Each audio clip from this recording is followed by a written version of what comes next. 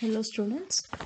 So in previous class we have discussed about the selling to a rice miller and selling through brokers.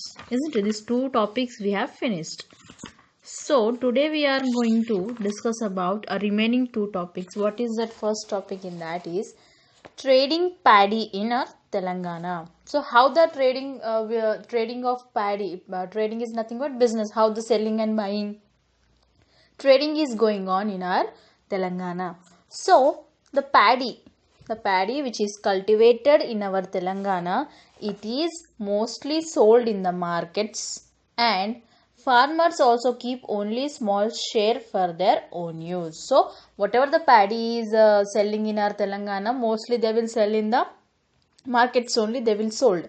And after the farmers who are there, from that quantity of paddy they'll take some part of, only some share they will use for their own purpose. So a considerable amount of paddy it is produced by small farmers like Shanti is used for their own consumption.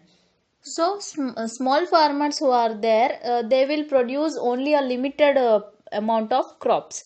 So like Shanti, if in previous example we have seen, no, small quantities only they will produce. So like Shanti, she used it for her own consumption at home. And coming to the large farmers who are there, they'll sell most of their produce in the markets only. So the Telangana farmers sell nearly three-fourths of their harvest within the village and one-fourth in AMY. It is nothing but agriculture market yard.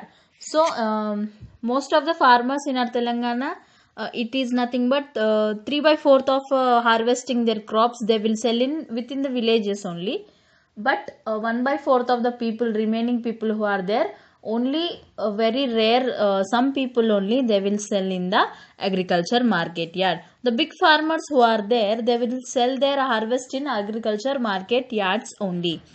So they own vehicles like tractors which reduce their transportation expenses. So the large farmers who are there, of course they have money. So what they will do, they'll purchase their own tractors. And by this what is happening, if they want to take their crops from their village to other place where the agriculture market yard is present, so what will happen, the transport charges, the transport expenses, it will become low. So that's why the large farmers who are there, they'll own their own tractors.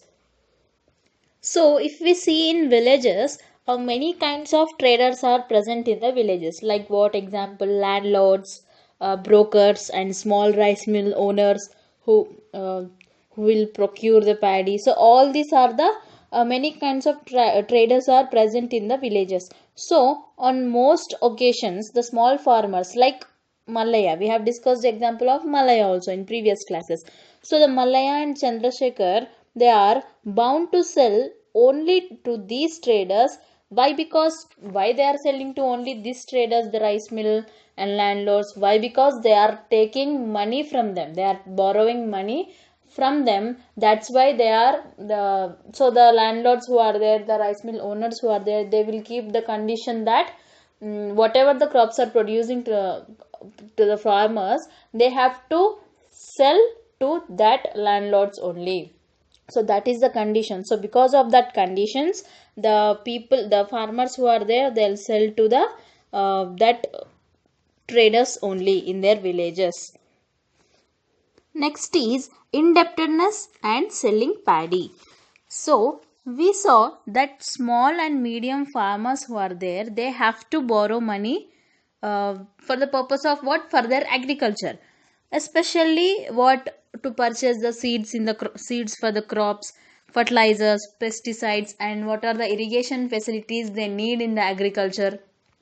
So they have to borrow money for all these items. So since it is difficult for them to get loans from banks, the small many of the small farmers, they won't get money loan from the banks. It is very difficult. That's why they are forced to take money, borrow the money from the money lenders, traders, rice mill owners, etc. Like this, all from all of them. So once a farmer borrows from them, if he or she, whoever it may be, once he is borrowed from them, then they have no any other option to sell their production for outside members. Definitely they have to sell to that members only. So whatever the low prices they will offer, they have to sell for the low prices only. So paddy traders not only uh, pay lower prices, but also sometimes they will cheat also. By what? By they will wait, in the waiting they will cheat them. And in quantity, what they will do, for example, they have 15 quintals of bag the farmer will bring, but he will say that in weight, when they will check, he will say that just it is 14 quintals or 13. So like that they will cheat the small farmers also. And moreover, again what they will do, they will take commissions also, of different types of commissions also they will take. So many of the farmers get delayed payments, isn't it? So like this, if they take all over the money of them, so sometimes the farmers get delay of return payments.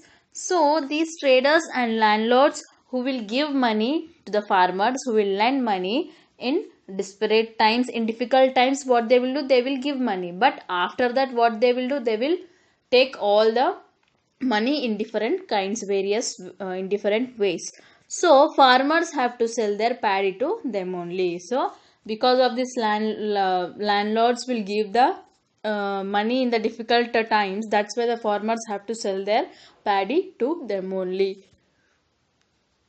So by this, your 8th chapter part B, trade in agricultural produce, it is finished.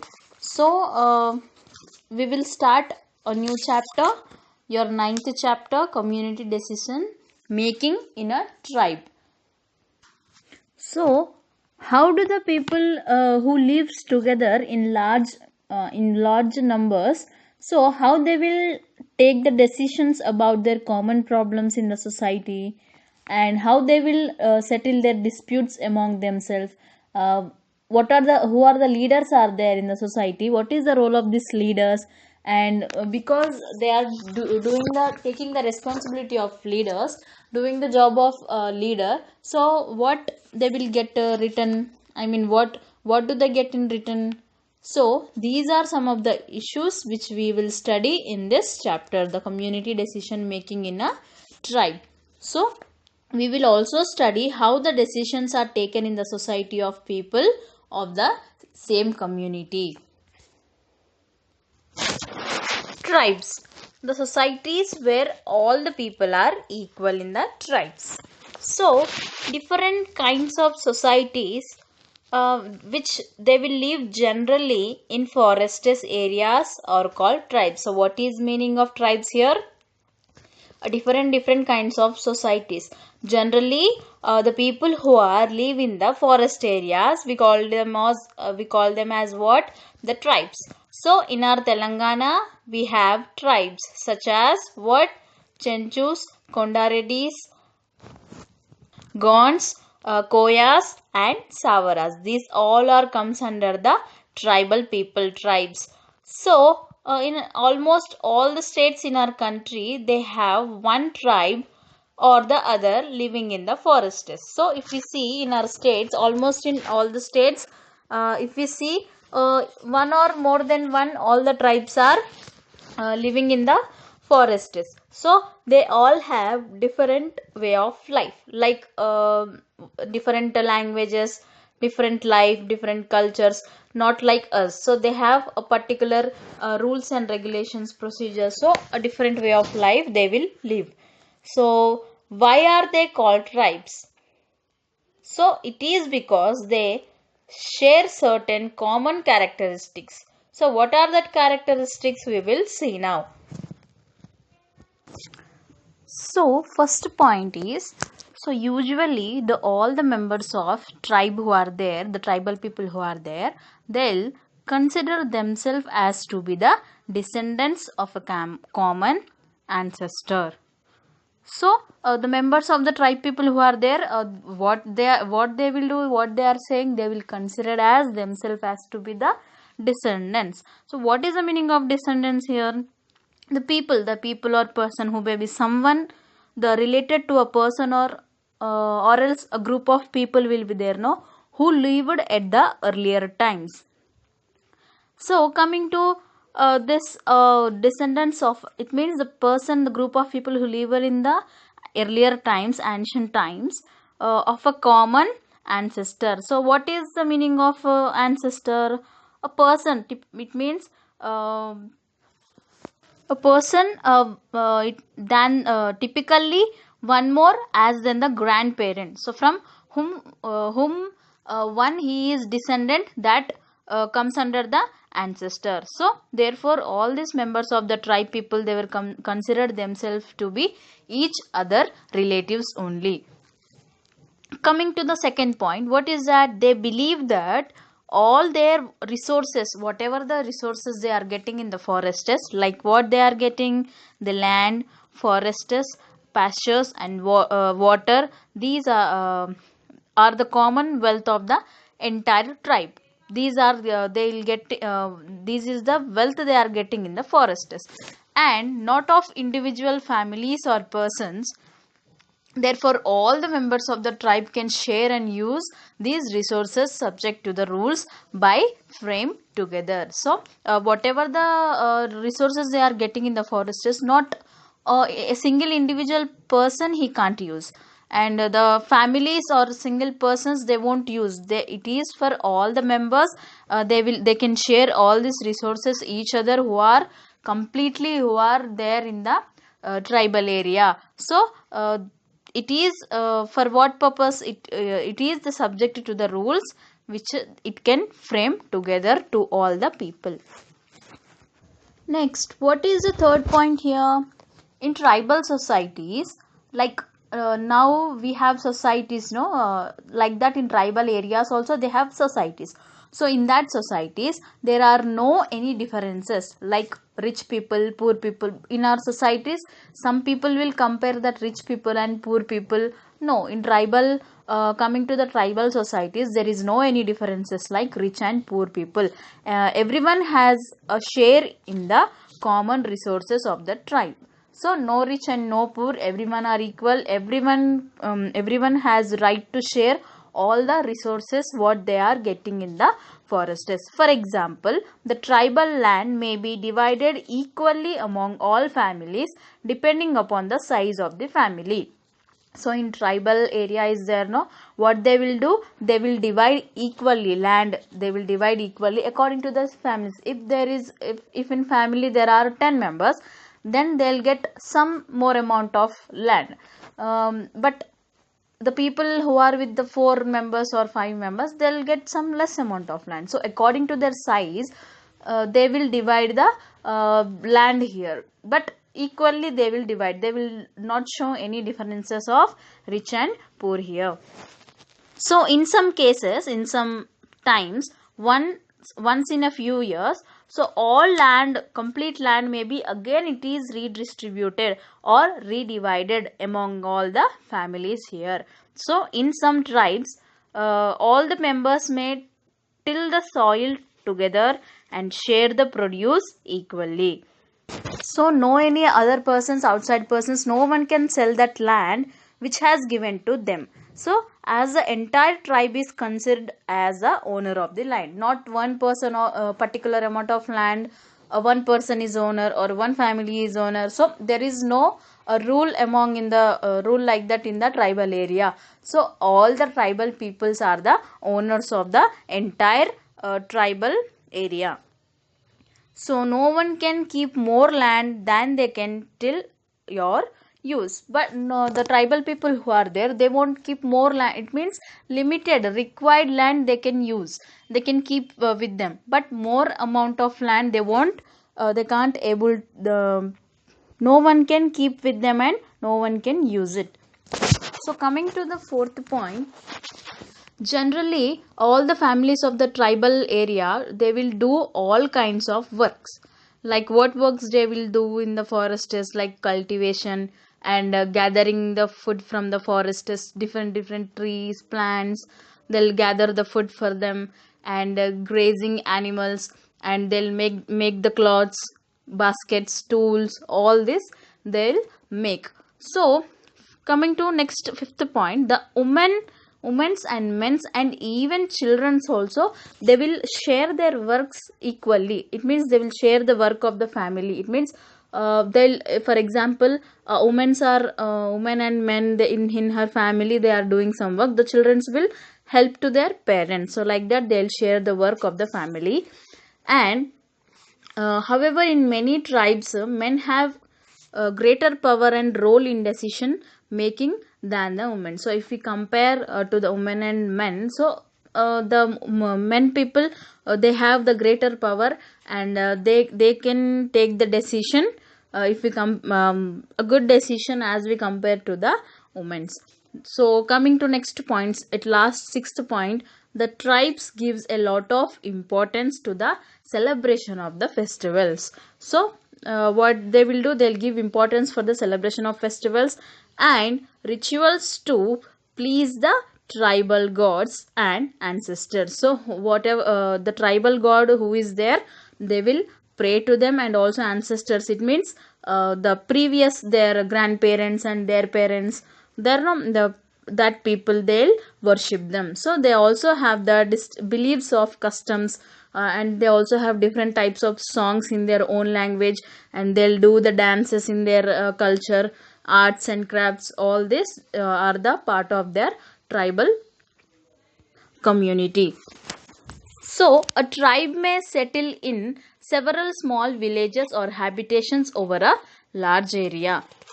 How do tribes take decisions about matters of common concern? So how they will take the decisions, and how do they settle whatever the issues are there between the members, how they will settle between, how they will solve it. And we will see how Gonds, a tribe living in Adilabad district. In Adilabad district, the tribal people are living. What they are called? Gonds. So how they will, in Adilabad district, how they will handle these issues. And we are here, we have a short summary of the description from, there is a book, Heimendorf's book it is called. It is a book, the story is about the what are tribe people who are living in the Adilabad district, Gonds of Adilabad. So here Heimendorf, he is the book's writer. He have written a book, depends upon the who are living the tribal people Gonds in Adilabad district. He have written a book. So what he is saying, the scholars called anthropologist, he is a anthropologist, and he have been studying the tribal people. So he is studying, and he is making a research on the tribal people. So they live among the tribes. So like this people, like the Heimendorf, the anthropologists who are there, what they will do, they will go in the forests, and they live with the tribal people, and they will observe them and note down their observation about what are the cultures they have, what are the lifestyle they are living, what are the beliefs they have, customs they have, what decisions they are making when they are getting the problems in the society of tribal society, so etc. All these matters they'll note down very closely. And one such famous scholar who studied the tribes of Telangana, he is who, the Führer Heimendorf. He have studied about the tribes in our Telangana. So he came to Telangana in 1940s, and he studied the Chenchus and the Kondareddis and the Gonds, and wrote books about them. So about whom, the Chenchus and Kondareddis, the Gonds, he have studied about this, the tribal people, and he have written a special books among this all the people. And he also studied several other tribes also in our India, which are related to different states. What he used to do, he used to go and live with them, and he used to observe very closely that what they are doing, what are the cultures they have, and after that he used to write a book on them. Especially he used to go in the northeastern states only. So by this, your first topic, the tribes, how the societies where all the people are equal. So we have discussed about it. So in next class we will discuss about the remaining topics.